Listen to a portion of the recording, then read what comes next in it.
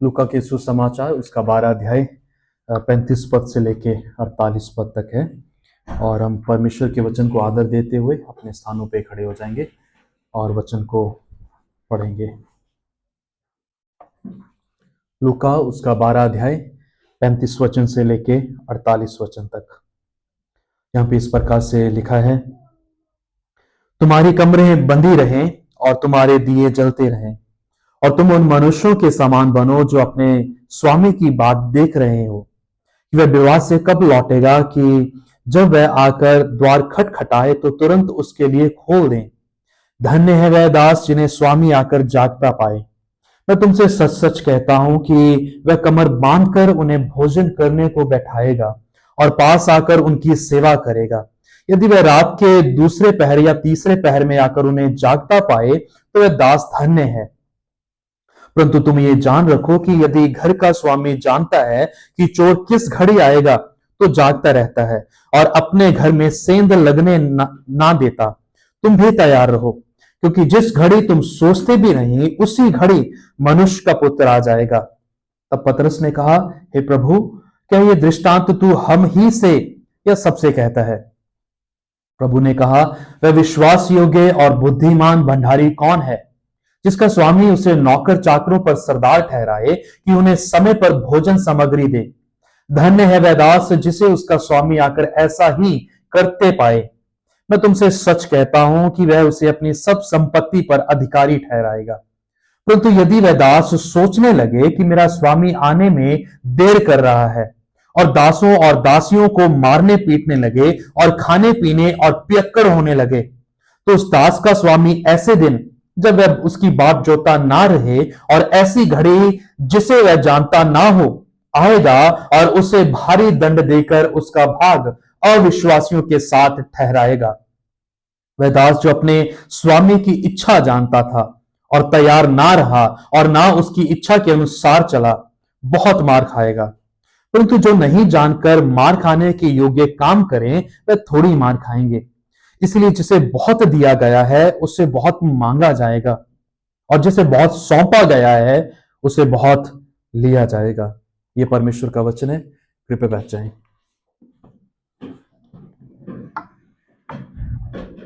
प्रभु हम अपनी सीमित बुद्धि के साथ आपके सामने आपकी उपस्थिति में हैं। यहां पे प्रभु हमारी समझ जो है वो सीमित है, हमारे नजरिए सीमित हैं, हमारे ख्याल, हमारी बुद्धि सीमित है। लेकिन उसी बीच में प्रभु हमारे हाथों में आपके असीमित वचन पाए जाते हैं, जो असीमित सामर्थ के अधीन असीमित राज्य के विस्तार के लिए दिए गए हैं। प्रभु होने दीजिए कि आज इस समय इस घड़ी में उन वचनों से आप हमसे बात करें, और प्रभु हमें झूठ से और झूठी धार्मिकता से बचाएं प्रभु। और होने दीजिए कि एक बार फिर आप अपने वचन को एक आईने के समान हमारे सामने रखें, ताकि हम अपने अक्स को, अपने होने को उसमें देख सके प्रभु जी। जब हम अपने आप को आईने में देखते हैं तो सच्चाई को झुठला नहीं सकते। तो होने दीजिए कि आपका वचन जो हमारे लिए एक आईने की तरह है, एक शीशे की तरह है, जिसमें हम अपने आप को देखते और खोजते हैं।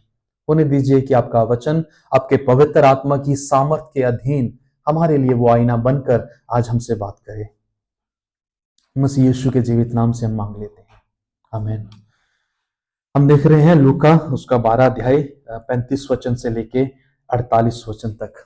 अभी तक जब हम लूका 12 अध्याय में बने हुए हैं, तो जो लूका 12 अध्याय था उसमें यीशु मसीह ने अलग अलग समय पे अपने चेलों के साथ या कहें बड़ी भीड़ के साथ बात की थी, उनको समझाने के लिए, उनके विश्वास में वृद्धि करने के लिए, उनको बताने के लिए कि what it means to be in the kingdom of God. परमेश्वर के राज्य में बने होने का या उसके वारिस होने का अर्थ क्या है। और उस बीच में जो हमने लास्ट संडे देखा था कि परमेश्वर चाहते हैं कि जब हम इस जमीन पर, इस संसार में, तो इस संसार में रहते हुए हम अपने आने वाले जीवन के लिए निवेश करें, जहां पे कोई भी चोर जो है चुराता नहीं, और ना ही वहां पे कोई कीड़ा जो है उस निवेश को कुतरता है या खराब कर देता है।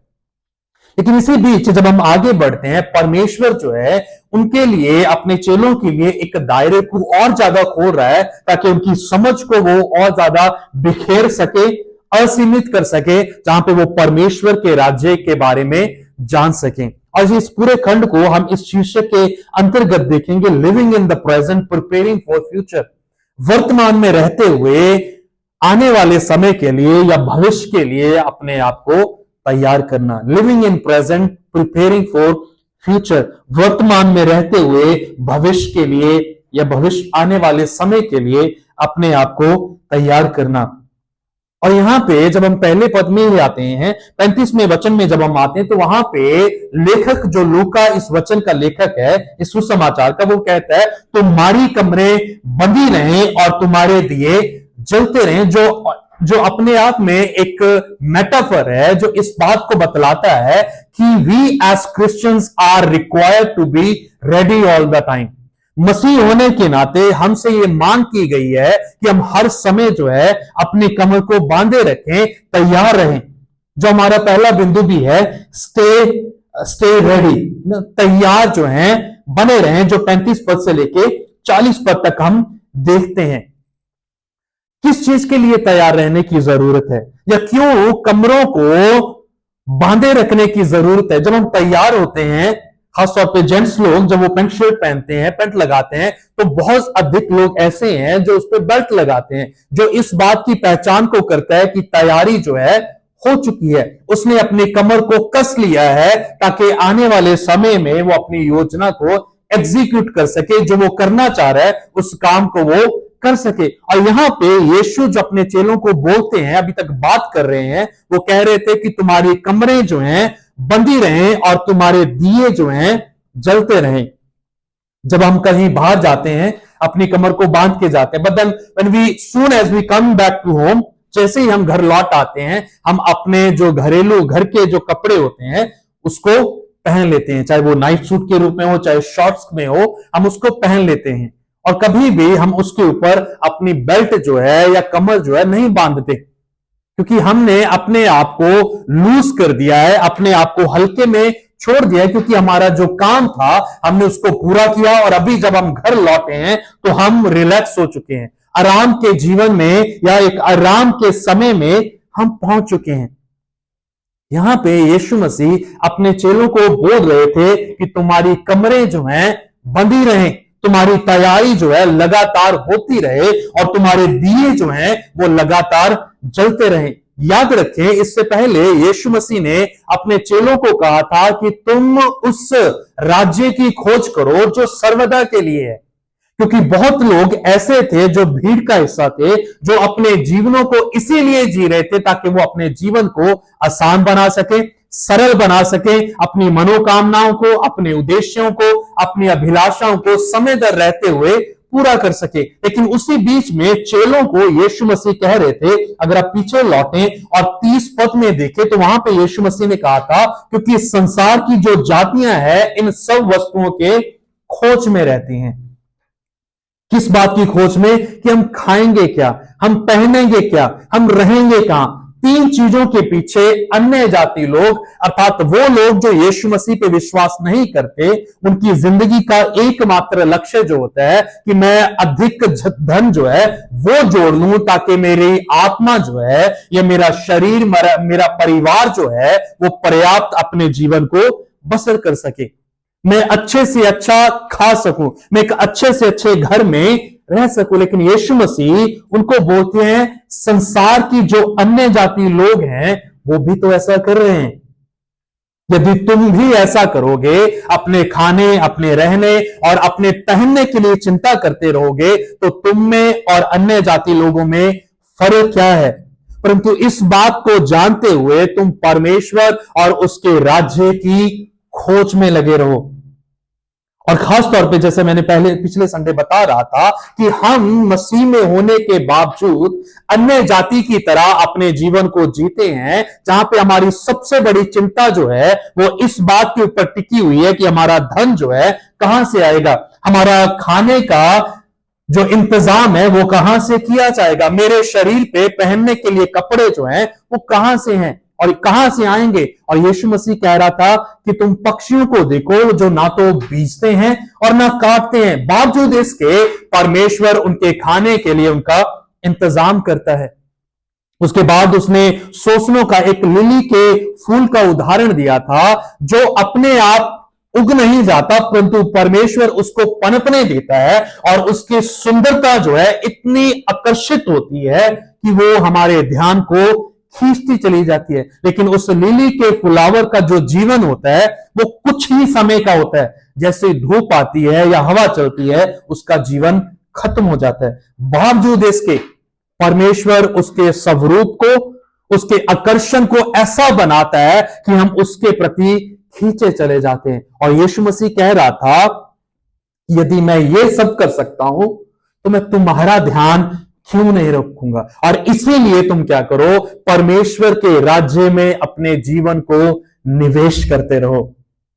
और यहां पे यीशु मसीह 35वें वचन को बोलता है कि जब तुम परमेश्वर के राज्य में अपने जीवन को निवेश करोगे, लगातार लगाते रहोगे, तो इसका अर्थ है you are preparing yourself for the time to come. आप अपने आप को उस समय के लिए तैयार कर रहे हो जो समय अभी आने वाला है। तुम्हारी कमरें जो हैं बंदी रहें और तुम्हारे दिए जो हैं जलते रहें। और तुम उन मनुष्यों के समान बनो जो अपने स्वामी की बात देख रहे हैं कि वो विवाह से कब लौटेगा। जूश कल्चर में जब भी विवाह होता था वो एक दिन का ना होकर, 2 दिन का ना होकर, वो एक हफ्ता या एक सप्ताह से ज्यादा चलता था। और कभी भी ये पता नहीं रहता था कि दुल्हा अपनी दुल्हन को लेकर कब वापस आएगा, 2 दिन के पश्चात, 3 दिन के पश्चात या फिर 10 दिन के पश्चात। जब हम ट्रेडिशन जो डॉक्यूमेंट्स है जब उसको पढ़ते तो ये हमें पता चलता है।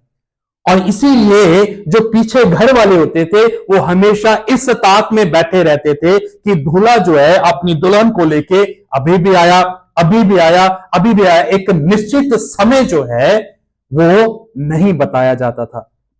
लेकिन जो निश्चित बात थी वो ये थी कि दूल्हा जो है वो वापस आएगा। The time was uncertain but the coming of a Lord is certain. परमेश्वर का आना जो है वो निश्चित है, समय जो है वो निश्चित नहीं बताया गया। और बताया जा रहा है यहां पे 36वें पद में कि विवाह से कब लौटेगा, कि जब वह आकर द्वार खटखटाए तो तुरंत उसके लिए खोल दिया जाए। कल्पना कीजिए, शादी हो रही है, आप दुल्हे वाले के साइड से हो, दुल्हा अपने परिवार को लेकर दुल्हन को बिहाने के लिए चला गया है।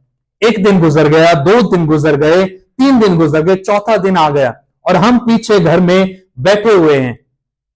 कितनी देर तक जागेंगे? 1 दिन तक, 2 दिन तक, 3 दिन तक? जब मैं इसको पढ़ रहा था तो मैं इसका एनालिसिस जो कर रहा था उसमें मैंने पाया कि 3 दिन तक कोई भी व्यक्ति जो है बिना सोए रह सकता है। 3 दिन तक वो अपनी नींद के साथ समझौता कर सकता है, अपने आप को जगा के रख सकता है, लेकिन 4थे दिन उसको नींद आने लग जाएगी। यहां पे 1 सप्ताह लंबा जो है विवाह चलना है।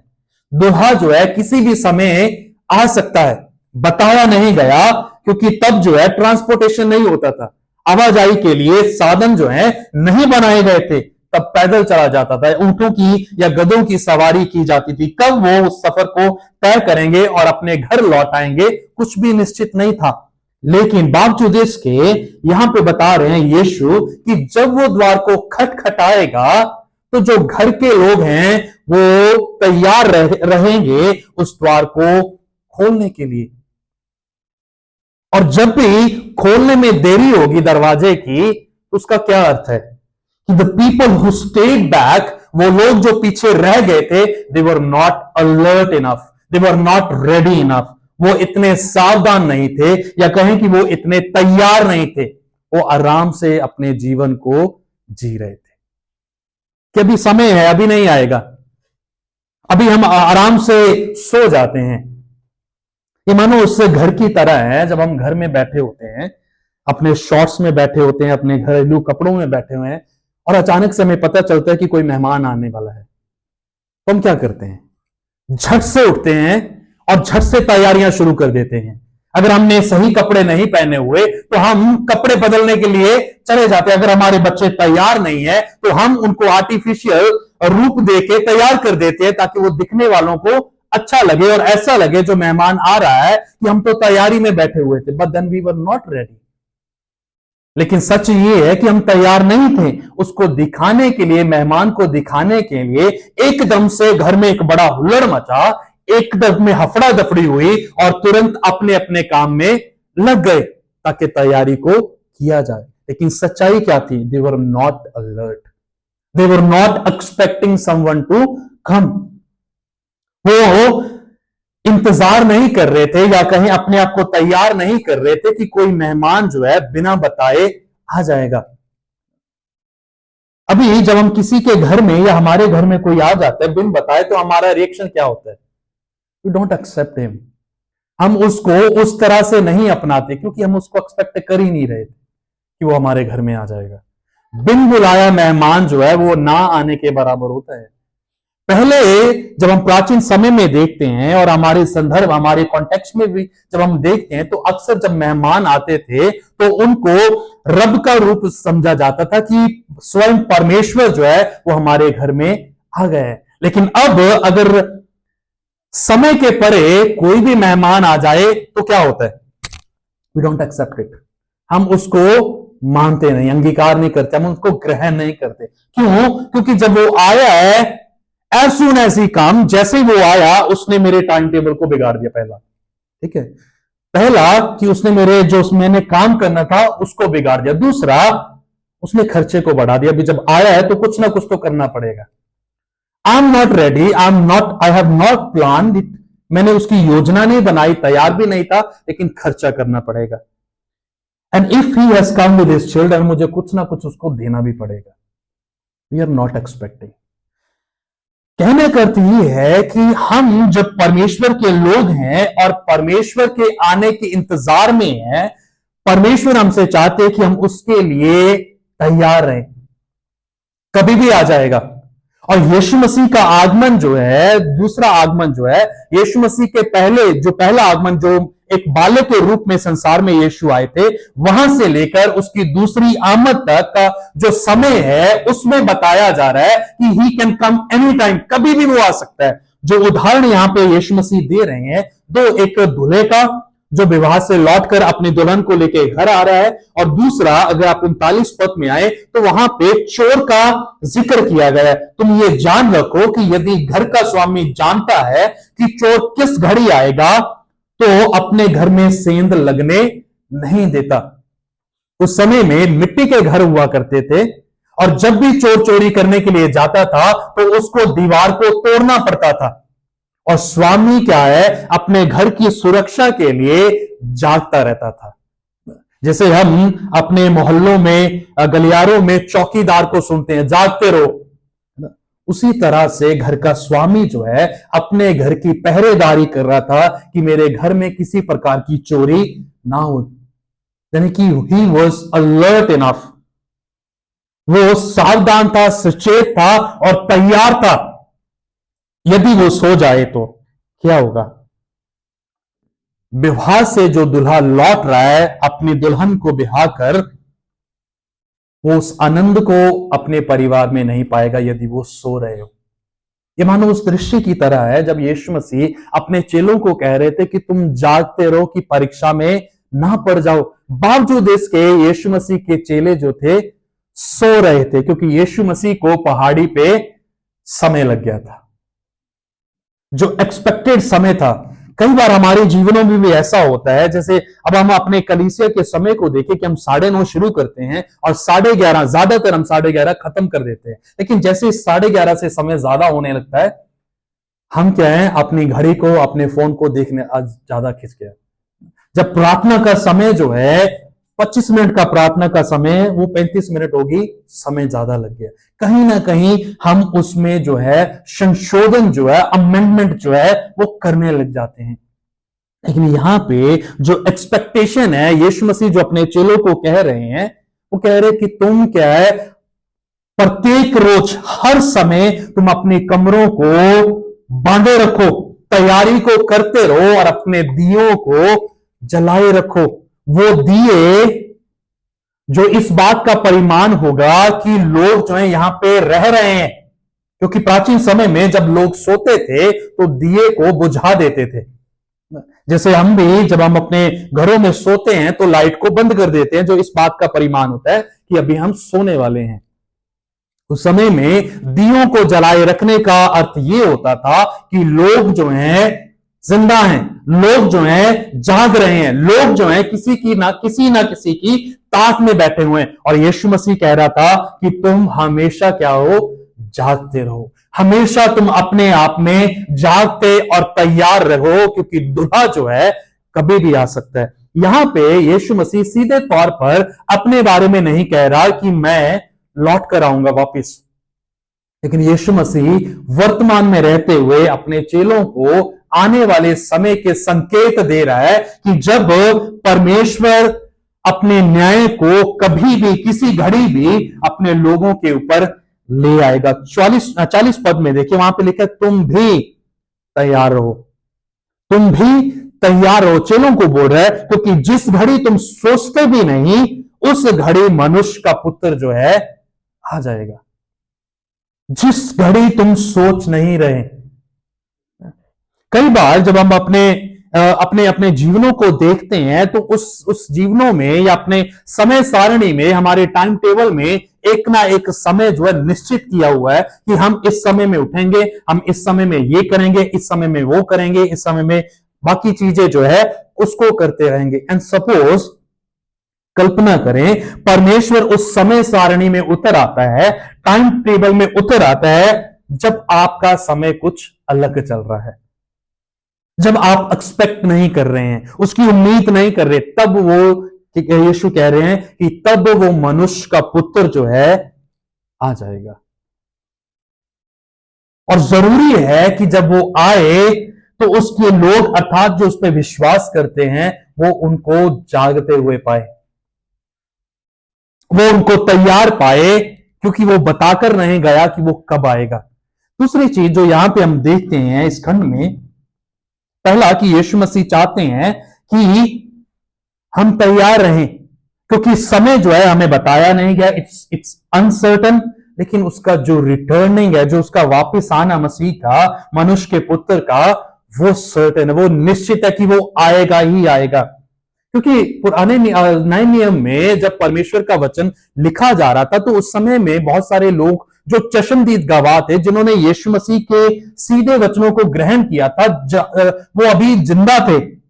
तब से लेकर लोग जो है इंतजार कर रहे हैं कि बार बार यीशु मसीह अपने कथनों में, शिक्षाओं में, पालूस हुआ, चाहे यूहन्ना हुआ, चाहे पतरस हुआ, अपनी अपनी पत्रियों में बार बार इस बात का उल्लेख करते हैं कि यीशु मसीह जल्द आने वाला है, यीशु मसीह जल्द आने वाला है। लेकिन वो जल्द जो है कब होगा वी डोंट नो, हमें नहीं बताया गया, लेकिन इतना बताया गया है कि the son of man will return surely.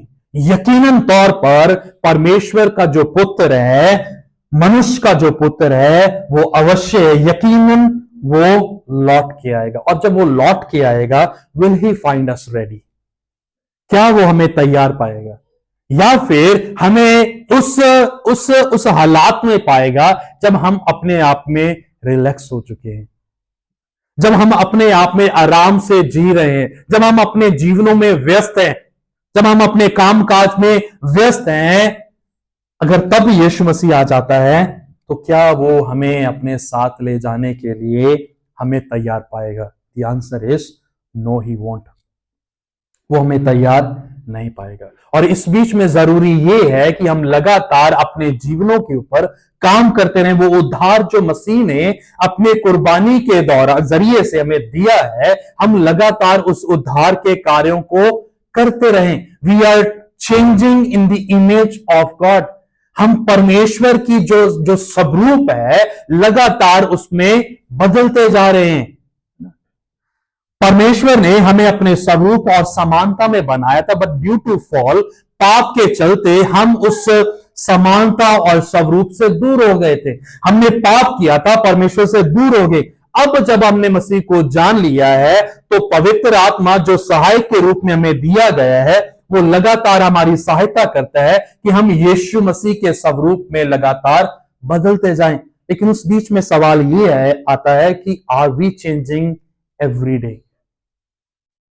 क्या हम प्रत्येक रोज बदल रहे हैं, या फिर मैं जो कल था वही आज हूं और जो मैं आज हूं वही कल हूंगा? मेरे जीवन में किसी भी तरह का कोई भी बदलाव जो है नहीं आया। और if there is no change that's happening in my life, that means कि मेरा परमेश्वर के साथ रिश्ता नहीं है, मेरा परमेश्वर के साथ कोई भी ताल्लुकात जो है वो नहीं है, और मैं परमेश्वर का इंतजार जो है नहीं कर रहा। अगर मैं बदल नहीं रहा हूं, अगर मेरे विचार, मेरे ख्याल, मेरा चरित्र, मेरा चाल चलन अगर नहीं बदल रहा, उसका अर्थ यह है कि मैं जो कल था मैं वही आज हूं, मैं परमेश्वर को नहीं जानता। क्योंकि यदि मैं जानता तो there has to be a change in me. जो सर्टन चेंज है, जो निश्चित किया हुआ बदलाव है, वो लगातार मेरे जीवन में आता, बट नहीं आ रहा। उसका अर्थ क्या है? मैं अपने आप में रिलैक्स हो चुका हूं,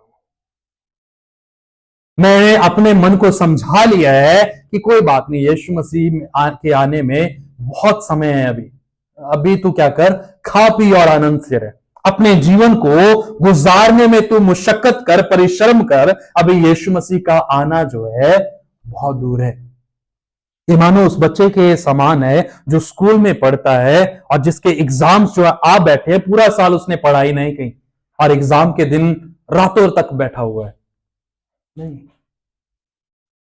हमें वर्तमान में रहते हुए आने वाले समय के लिए तैयारी करनी पड़ेगी। अन्यथा अगर हम तैयारी नहीं करेंगे तो यीशु मसीह जब आएंगे, he will find us sleep, वो हमें सोते हुए पाएंगे। फिर दूसरी चीज जो हम यहां पे देखते हैं, प्रेजेंट में रहते हुए भविष्य के लिए अपने आप को तैयार करने के लिए दूसरी चीज जो यीशु मसीह हमें बोलते हैं 41 से 44 पद तक, सर्व फेथफुली, विश्वास योग्यता के साथ सेवा करना। जब हम यीशु मसीह की ताक कर रहे हैं, उसकी बात चो रहे हैं, 41 पद में जब हम देखते हैं तो वहां पे लिखा हुआ है, तब पतरस ने कहा। जैसे अक्सर पतरस हमेशा आगे आ जाता था, कुछ भी परिस्थिति हो, कोई सवाल हो, कोई भी हालात हो, वो अपने हाथ को खड़ा रखता था और सवाल पूछता रहता था। और यहां पे एक बार फिर से पतरस ने कहा, हे प्रभु, क्या ये दृष्टांत तू हम ही से या सबसे कहता है? यीशु मसीह ने सीधे तौर पर नहीं कहा। 42 पद में यीशु मसीह ने उसके जो सवाल था पतरस का, उसका जवाब नहीं दिया, परंतु यीशु मसीह ने उनसे एक और सवाल पूछा, या कहें कि एक तरह का और दृष्टांत उनके सामने रख दिया। लेकिन अगर पीछे लौटे 40 पद में देखें तो यीशु मसीह ने पतरस और बाकी चेलों को तुम करके संबोधित किया था, जहां पे पतरस को और बाकी चेलों को सीधे रूप पर यीशु कह रहे थे कि तुम तैयार रहो। लेकिन पतरस बोल रहे थे कि यीशु ये मेरे बारे में है, ये भीड़ को कहा जा रहा है। किसको कहा जा रहा है? अक्सर होता है ना कि जब परमेश्वर हमारी ताड़ना करते हैं और हम कहीं ना कहीं अपने मन में सोच रहे, नहीं ये मेरे बारे में, मैं तो सही हूं, ये किसी और के बारे में है, मेरे बारे में नहीं बोल रहा परमेश्वर, ये किसी और के बारे में, परमेश्वर के साथ सही दिशा में या सही जीवन में चल रहा हूं, मेरे जीवन में कुछ भी ऐसी खामियां नहीं है, मेरे जीवन में किसी तरह का कोई भी ऐसा अपराध नहीं है जिससे परमेश्वर जो है ना खुश हो। पतरस ऐसा सोच रहा था। पतरस बोला, क्या प्रभु ये जो बात आपने कही है तैयार रहने की, ये हमें बोली जा रही है किसी और को? यीशु मसीह कहते हैं आगे 42 पद में, वह विश्वास योग्य और बुद्धिमान भंडारी कौन है जिसका स्वामी उसे नौकर चाकरों पर सरदार ठहराए कि उन्हें समय पर भोजन सामग्री दे। धन्य है वह दास जिसे उसका स्वामी आकर ऐसा ही करते पाए। मैं तुमसे सच कहता हूं, वह उसे अपनी सब संपत्ति पर अधिकारी बना देगा। सर्व फेथफुली, परमेश्वर ने दृष्टांत के रूप में या कहें कि एक कहानी के रूप में पतरस और बाकी चेलों को कहना शुरू किया कि एक भंडारी है, एक बुद्धिमान भंडारी है जिसको परमेश्वर ने सत्ता सौंपी और उसके अधीनगी में नौकर चाकर रखे, और एक्सपेक्टेशन क्या थी कि वो अपने काम को अच्छे से करता रहेगा, वो अपने नौकर चाकरों का ध्यान रखेगा, उनको अच्छे से खिलाएगा, उनके काम में उनका साथ देगा, अगर वो ऐसा करते पाया जाता है, तो क्या करेगा परमेश्वर? मैं तुमसे सच कहता हूं कि वह उसे अपनी सब संपत्ति जो है वो दे देगा। अर्थात परमेश्वर क्या कह रहे हैं कि परमेश्वर ने सत्ता जो है या अधिकार जो है एक सेवक के हाथों में दे दिया। For example, he has given us the authority. परमेश्वर ने हमें अधिकार दिया है। किस बात का अधिकार? हमारे परिवारों के ऊपर, हमारे बच्चों के ऊपर, हमारे माँ बाप के ऊपर। बट देन इन बिटवीन, उसके मध्य में हम किस तरह से अपने जीवन को जी रहे हैं। Do we torture them? हम उन्हें सताते हैं? और do we serve them faithfully? या हम विश्वास योग्यता के साथ उनकी सेवा करते हैं? और यीशु कहते हैं कि यदि स्वामी उस ठहराए हुए बुद्धिमान भंडारी को उचित रूप में, जिस रूप में उसको ठहराया गया था, उसी में पाता है, तो क्या कहता है? There will be a reward. 44 पद में, तो सब संपत्ति जो है परमेश्वर उस बुद्धिमान भंडारी को दे देगा। Our faithful service always result in positive. हमारी विश्वास योग्यता की जो सेवा हम परमेश्वर के प्रति करते हैं, उसका परिमाण जो है, उसका नतीजा जो है, हमेशा सकारात्मक निकलता है। There is always blessing at the end when we serve God faithfully. जब हम अपने परमेश्वर की सेवा जो है विश्वास योग्यता रूप से करते हैं, तो परमेश्वर हमें आशीष करते ही करते हैं। But then when we don't serve him faithfully, जब हम परमेश्वर की सेवा अविश्वास योग्यता से करते हैं, उसका भी परिणाम होता है। नित्य वचन जब हम पढ़ते हैं, वहां पे परमेश्वर का वचन सुलेमान के हवाले से इस बात को कहता है, जहां पे सुलेमान अपने बेटे को सिखाते हुए कहता है कि तू अपने मां बाप का आदर कर, तो तेरी उम्र में क्या होगा? वृद्धि होगी, तेरी उम्र में इजाफा होगा। लेकिन अगर तू ना करे, अगर तू अपने मां बाप का आदर ना करे, अगर तू अपने मां बाप का संभाल ना करे, there will be a result also. उसका भी परिणाम होगा, श्रापित होगा। और जब हम अपने जीवनों को देखते हैं और परमेश्वर की बड़ी दया से परमेश्वर ने हमारे जीवनों में ऐसे लोग दिए हैं, चाहे वो हमारी संतान के रूप में हो, हमारे भाई बहनों के रूप में हो, हमारे मां बाप के रूप में हो, परमेश्वर ने हमें दिए हैं। एंड टूवर्ड्स देम, उनके प्रति हमारी जिम्मेदारी जो है, क्या हम उसको विश्वास योग्यता के साथ कर रहे हैं या नहीं कर रहे? हम उनकी सेवा किस तरह से करते हैं? परमेश्वर का वचन कहता है कि परमेश्वर ने जो हमें दिया है, ये नहीं कि परमेश्वर ने दे दिया, बहुत पढ़ा था, परमेश्वर ने उसको दे दिया, but then there will be accountability. उसका जवाब हमें देना पड़ेगा, जो हम अगले पहरे में देखेंगे। लेकिन इस जगह पे परमेश्वर का वचन कह रहा है कि परमेश्वर जो है उसने हमें एक रिस्पॉन्सिबिलिटी दी है। यहां पे विश्वास योग्य भंडारी जो है उसको परमेश्वर ने एक जिम्मेदारी दी। क्या जिम्मेदारी दी? उसके अंतर्गत परमेश्वर ने ऐसे नौकरों को, ऐसे चाकरों को रखा कि वो कार्य को आगे बढ़ाता रहे। लेकिन उस बीच में एक्सपेक्टेशन क्या थी बुद्धिमान भंडारी से? कि वो लगातार अपने अपने अपने सर्वेंट्स की देखरेख करता रहे। ये मानो इस प्रकार से है कि अगर किसी व्यक्ति के चरित्र को जानना हो, जस्ट ऑब्जर्व देम, उनको देखें कि how do they treat people lower than them. किसी के चरित्र को जांचने का जो पैमाना है, मापदंड जो है, वो ये है कि उस व्यक्ति को देखे कि वो अपने छोटे वाले व्यक्ति से कैसे पेश आता है। क्योंकि बड़े वाले के साथ तो बाय डिफॉल्ट आपको रिस्पेक्ट देना ही पड़ेगा।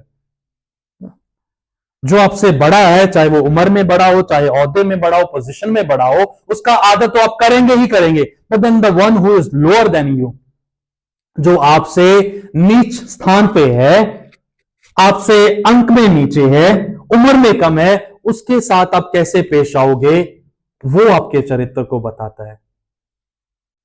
और यहां पे बुद्धिमान भंडारी से एक्सपेक्टेशन क्या थी कि जो इसके अधीनगी में लोग रखे हैं उनके साथ वो सही तरीके से पेश आए। हमारा नॉर्थ इंडियन का जो स्वभाव है, उत्तर भारतीय लोग जो हम हैं, हमारा स्वभाव ये है कि जब हमें कुछ ओहदा परमेश्वर दे देता है, हमारा नजरिया जो है, हमारा व्यवहार जो है, वो ऑटोमेटिकली बदल जाता है।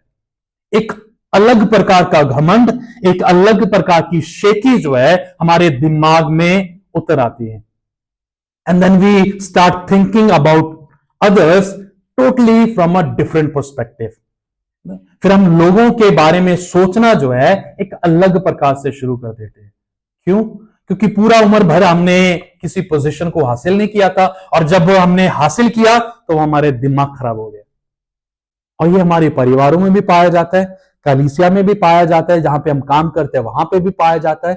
और इसीलिए आप देखें, हम कभी भी अपने परिवार में हो, चाहे अपने कार्यशाला में हो, अपने ऑफिस में हो, हम देखेंगे कि एक अलग तरह का बिहेवियर जो है हर जगह पे मिल जाता है। एक इक्वालिटी जो है, समान रूप से आदर जो है हम नहीं पाएंगे। जो बॉस है, he will treat his employee, जो कर्मचारी हैं, काम करने वाले जो हैं, he will always treat them like a servants. उनको नौकरों की तरह वो उनसे पेश आएगा।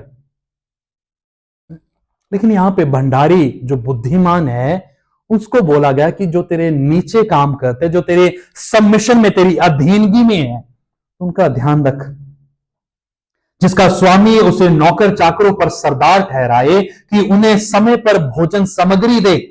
धन्य है वह दास जिसे उसका स्वामी आकर ऐसा ही करता पाए। परमेश्वर ने जो हमें जिम्मेदारी दी है अपने बच्चों के प्रति, अपने परिवार के प्रति, अपने पत्नी अपने पति के प्रति जो जिम्मेदारी दी है, do we play that faithfully? क्या हम उसका विश्वास योग्यता के साथ उसको कर रहे हैं? क्योंकि यहां पे लिखे धन्य है वह दास, धन्य है वह दास जो ऐसा करते हैं। और ये दूसरी दफा है जब यीशु मसीह इस शब्द का इस्तेमाल करते हैं। अगर पीछे लौटे 38वें वचन में आप देखें तो वहां पे भी लिखा हुआ था, यदि वह रात के दूसरे पहर या तीसरे पहर में आकर उन्हें जागता पाए, तो जो जाग रहा है वो व्यक्ति क्या होगा? He will be a blessed person, वो धन्य दास होगा। यहां पे इस सेक्शन में यीशु मसीह कह रहे हैं कि जो अपनी रिस्पॉन्सिबिलिटी को, अपनी जिम्मेदारी को और दिए गए अधिकार को सही तरीके से निभाता रहेगा, वो कौन होगा? वो धन्य होगा, वो धन्य होगा। तो हमारी विश्वास योग्यता इस चीज में नहीं है कि हमारे पास कितना है, इसमें नहीं है। हमारी विश्वास योग्यता इसमें नहीं है कि हमारे पास कितना है, लेकिन हमारी विश्वास योग्यता इस चीज में है कि जितना हमारे पास है हम उसको कैसे मैनेज कर रहे हैं, इसमें हमारी विश्वास योग्यता। इसीलिए अगर आप अंतिम पद में देखेंगे 48वें वचन में, वहां पे कह रहा है कि जिसे बहुत दिया गया है उससे बहुत मांगा जाएगा, और जिसको कम दिया गया है उससे कम मांगा जाएगा। It's not that how much God has given us, but it's about how we are managing what God has given us. परमेश्वर ने जो हमें दिया है, हम उसका संचालन जो है किस तरह से कर रहे हैं, हम उसको किस तरह से चला रहे हैं, वो सवाल है जो यीशु मसीह यहां पे इस सेक्शन में हमारे सामने छोड़ रहा है। लेकिन एक शब्द जो यहां पे आ रहा है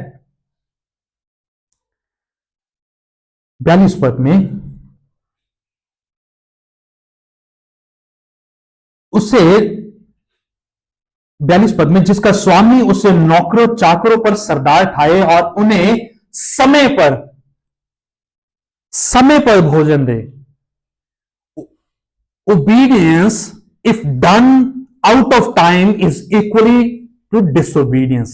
आज्ञाकारिता अगर समय के विपरीत की जाए तो वो आज्ञाकारिता जो क्या है, वो अनाज्ञाकारिता है। आपने घर में किसी को बोला, अपने बेटे को बोला कि ये चीज जो है अभी कर,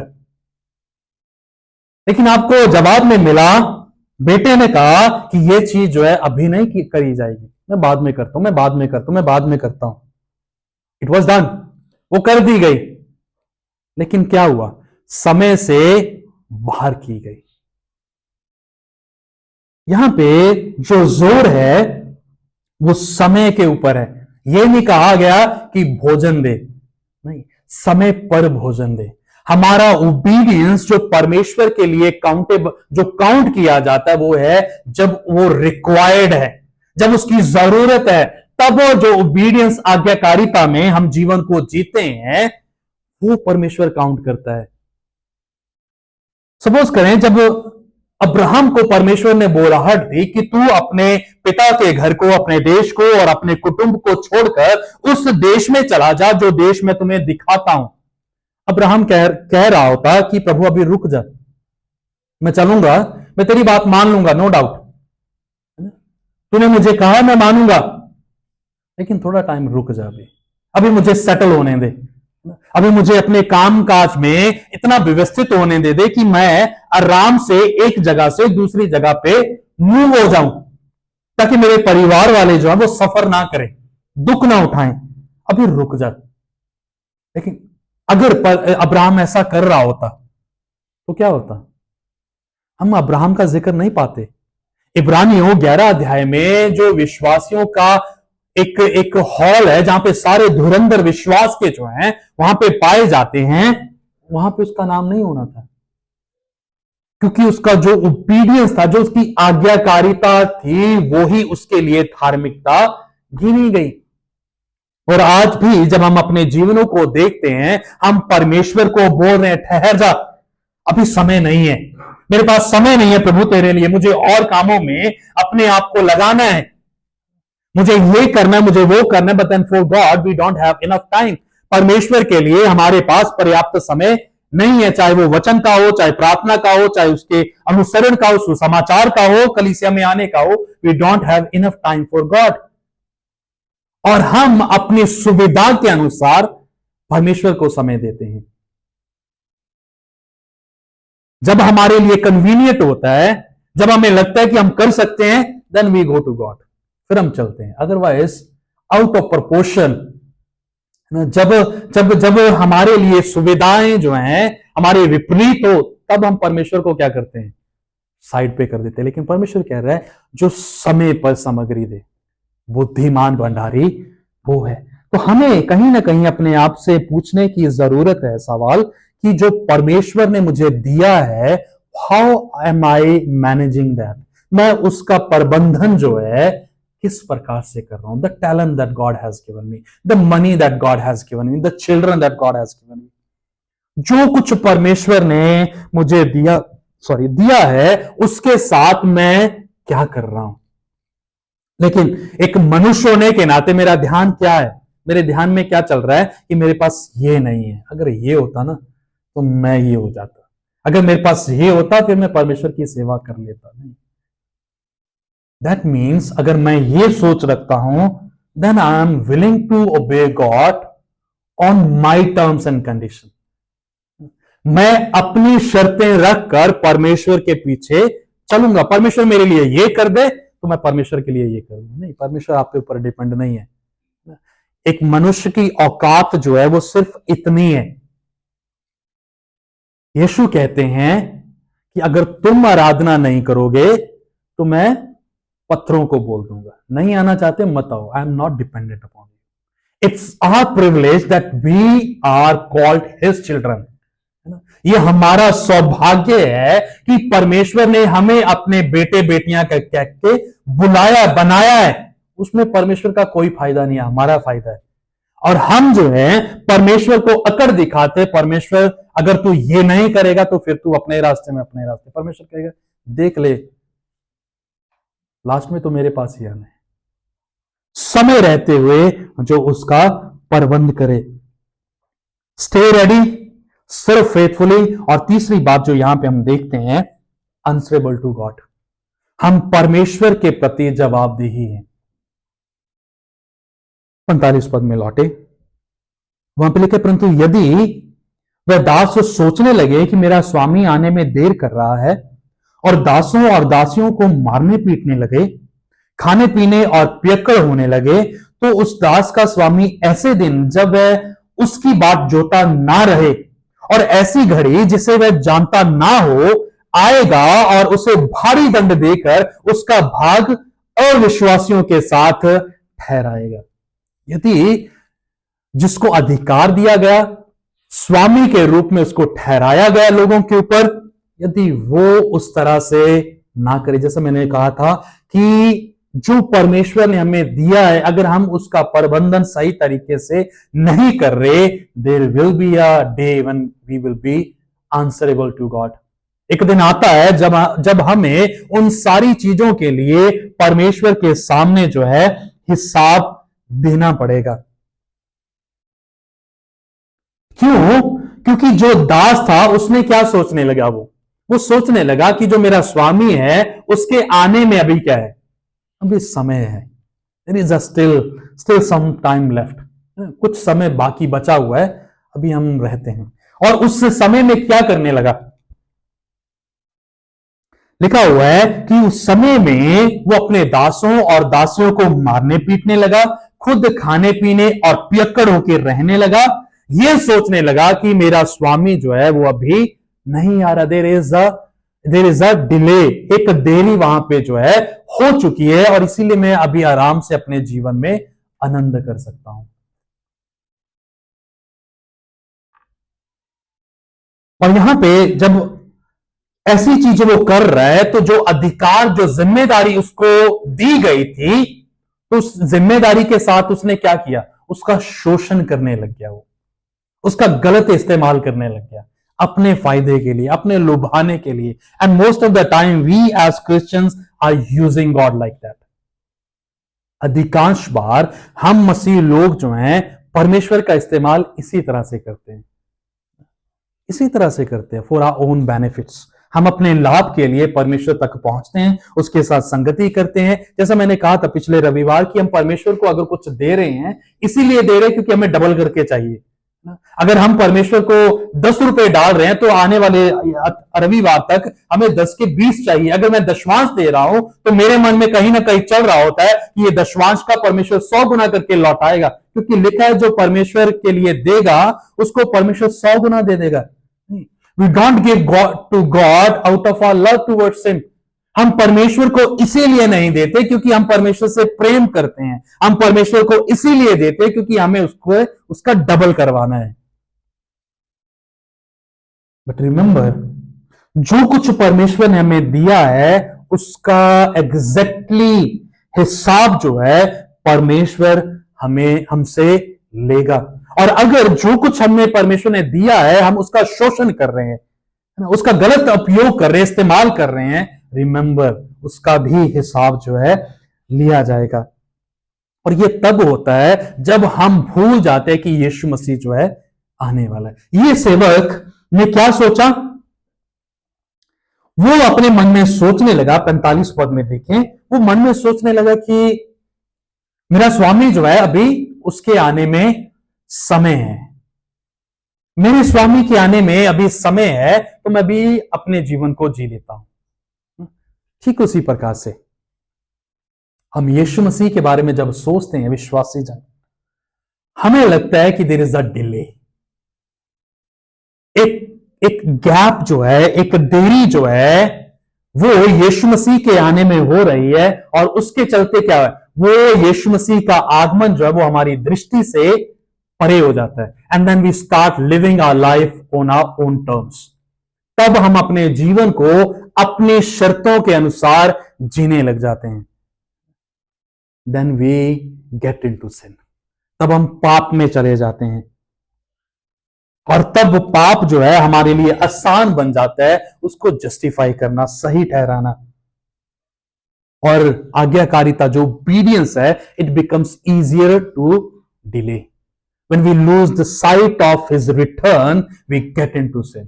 जब हमें पता है कि उसके आने में देरी है, तब हम अपने जीवन की अभिलाषाएं, अपने स्वार्थ, अपने खुदगर्जी के जीवन को जीने में लग जाते हैं। और इसीलिए पिछले खंड में यीशु मसीह ने कहा था कि तुम अपने लिए वहां पे धन को इकट्ठा करो जहां पे कोई चुराता नहीं, वहां पे कोई भी कीड़ा जो है काटता नहीं, खराब नहीं करता।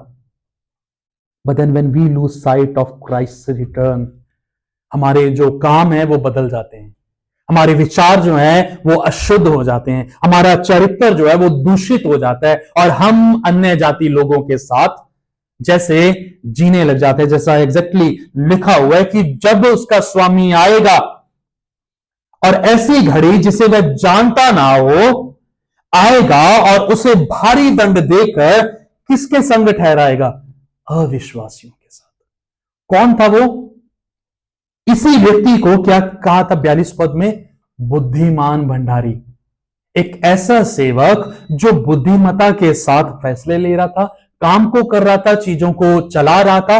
But then when he thought that master is late, जब उसको पता चला स्वामी आने में लेट हो रहा है, तो क्या हुआ? वो अपने हिसाब से जीने लगा। और जब स्वामी ने उसको उस अनुचित रीति में पाया, जैसे जिस भाव में वो पाना नहीं चाह रहा था, जब उस भाव में वो पाया गया तो परमेश्वर ने क्या किया? स्वामी ने क्या किया? उस दास को अविश्वासियों के हिस्से में डाल दिया। 47 पद, वह दास जो अपने स्वामी की इच्छा जानता था, तैयार ना रहा, ना उसकी इच्छा के अनुसार चला, क्या होगा उसके साथ? अपनी अपनी बाइबल में पढ़े, क्या लिखा हुआ है?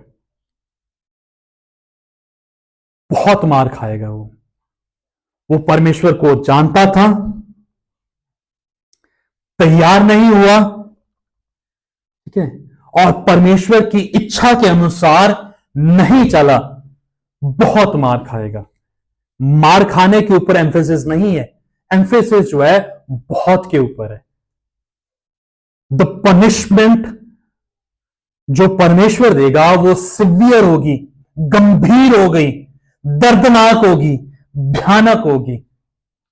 उनको मिलेगी जो परमेश्वर को जानता है, लेकिन इस बात को भाप गया कि उसके आने में देरी हो रही है, तो वो अपने आप में मस्त हुआ, अपने कामों में लग गया, अपने जीवन को अपने पहलुओं पे, अपनी शर्तों पे जीने लगा और भूल गया कि वो परमेश्वर के आनंद के लिए बनाया गया था।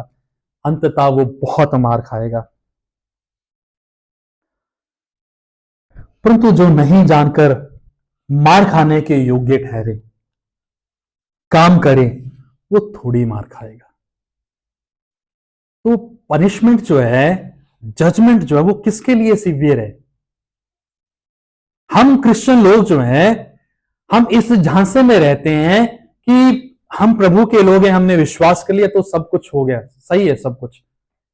Once we have prayed a prayer of repentance, तो सब कुछ सही है, हमारे नाम जो है वो पुस्तक में लिखे गए, अभी हम जो कुछ भी करते रहे कोई फर्क नहीं पड़ता, हम बचाए गए। लेकिन पौलुस कहते हैं कि तुम अपने उद्धार के कामों को लगातार करते रहो, लगातार करते रहो। और जो यहां पे जजमेंट हो रही है वो अन्य जाति लोगों की नहीं है। बहुत मार खाएगा ये वो लोग हैं जो मसीह को जानते हैं, जो कलीसिया में आते थे, जो भेंट और दशमांश देते थे और हाथ उठा के गीत गाया करते थे, अन्य भाषा बोलते थे और तरह तरह की अपने आप को पवित्रताई का घमंड करते थे और बताते थे कि हम धर्मी हैं।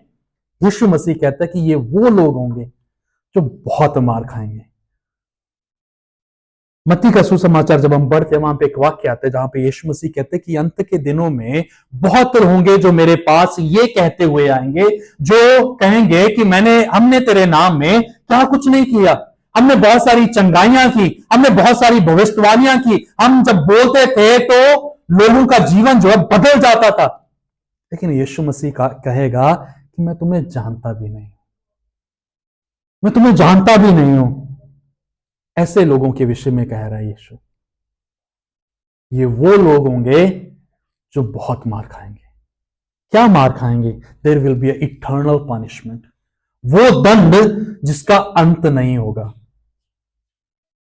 जो परमेश्वर को जानता है, उसकी इच्छा को जानता है, बावजूद इसके उसने अपनी कमर को नहीं बांधा, बावजूद इसके उसने अपने दियों को जलाए नहीं रखा, बावजूद इसके उसने वफादारी के साथ परमेश्वर की सेवा नहीं की। परमेश्वर कहता है कि उसका हिसाब जो है लिया जाएगा। इसीलिए जरूरी है कि हम प्रेजेंट में रहते हुए, वर्तमान समय में रहते हुए भविष्य के लिए अपने आप को तैयार करें। लेकिन हम अपने वर्तमान में मानो इतना बिजी हो गए हैं, इतना व्यस्त हो गए हैं कि we have totally lost the sight of the future. हमने आने वाले समय को या परमेश्वर के दूसरे आगमन का जो दृश्य था उसको पूर्ण रूप से खो दिया है। And that's why that is not our prayer. इसलिए हम प्रार्थना भी नहीं करते इस प्रकार से कि यीशु मसीह जब तू आए तो मुझे उस समय के लिए तैयार कर, because that is not on our paper. वो मेरे दिनचर्या का हिस्सा ही नहीं है। लेकिन वो लोग बहुत मार खाएंगे, इसीलिए जिसे बहुत दिया गया है उसे बहुत मांगा जाएगा, और जिसे बहुत सौंपा गया है उससे बहुत लिया जाएगा। आपको परमेश्वर ने क्या दिया है? हम जब देने की बात करते हैं, परमेश्वर ने हमें क्या दिया है, we always evaluate what God has given us on the basis of resources, on the basis of money. जब हम देने की बात करते हैं कि परमेश्वर ने मुझे क्या दिया है, तो अक्सर मैं उसको धन के साथ तोलता हूं कि परमेश्वर ने मुझे इतना ही धन दिया और जितना परमेश्वर ने मुझे दिया उसका मैंने दे दिया। इसलिए हम प्रार्थना भी करते हैं। मुझे कई बार बुरा लगता है जब हम प्रार्थना करते हैं कि जब हम भेंट के लिए प्रार्थना करते हैं, आज जो प्रार्थना करेगा ये मत बोले कि प्रभु जिनको नहीं दिया, जिनके पास नहीं था उनको भी दे ताकि वो दे सके। सबको दिया, किसको नहीं दिया? परमेश्वर ने सबको दिया है। But then we have failed to manage what God has given. परमेश्वर ने जो हमें दिया था उसका प्रबंधन करने के लिए, उसको मैनेज करने के लिए हम असफल हो गए। और इसका दोष किसके ऊपर है? परमेश्वर के ऊपर। परमेश्वर तूने दिए ही नहीं। अक्सर हम इस चीज को प्रार्थना में लेके आते हैं। और दूसरा, हम प्रार्थना में बोलते हैं, ये मेरा टॉपिक नहीं था, but then I am just adding to it. हम बोलते हैं कि प्रभु छोटी सी प्रार्थना, इस छोटी सी प्रार्थना को यीशु के नाम में मांगते हैं हमें। तुम्हारा दिमाग ही बोल रहा है कि ये छोटी प्रार्थना तो परमेश्वर के सम्मुख कैसे पहुंचेगी, जब हमारा दर्शन ही छोटा है। हमारे मांगने को लेके, हमारी समझ को लेके जो परमेश्वर के सामने, तो परमेश्वर कैसे उसका जवाब देगा? हमारी प्रार्थना जो रेडिकल प्रेयर्स जो है, गंभीर प्रार्थना है, परमेश्वर कहते हैं कि तुम्हारी प्रार्थना इस हिसाब से हो कि तुम चट्टान को कहो कि इस जगह से हिलकर दूसरी जगह पे चला जाओ, तो वो चला जाएगा। हम तो वो एक छोटी सी प्रार्थना, परमेश्वर छोटी सी प्रार्थना अपने जेब में रख, इज नॉट इंटरेस्टेड अस। क्योंकि परमेश्वर हमारी प्रार्थना की लेंथ पे कभी गया ही नहीं है।